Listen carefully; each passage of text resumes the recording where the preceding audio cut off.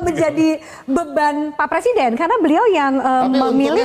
Untungnya dia punya Gubernur Pramono Anung, ya kan?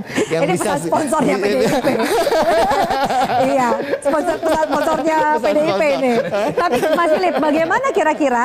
Memang dan memang ada beberapa hal yang harusnya tidak bisa menjadi permasalahan yang signifikan tapi viral disoroti oleh publik sehingga jangan sampai menutup kinerja yang dilakukan oleh Pak Prabowo. Bagaimana so far nih strategi kedepannya komunikasi publiknya? Ya, persoalan-persoalan yang tadi yang non substansial itu kan sudah berhenti juga.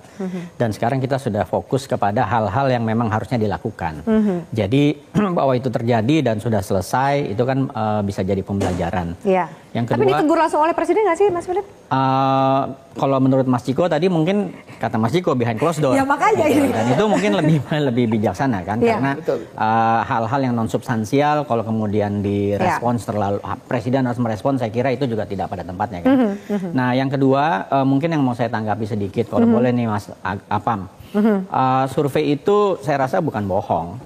Masyarakat tuh nggak berbohong ketika merespon, apalagi dilakukan oleh lembaga yang kredibel seperti Kompas dan juga yang dikutip barusan kan dari Indikator. Kebetulan tadi siang waktu rilis kan saya ikut menanggapi dan membaca lengkap reportnya.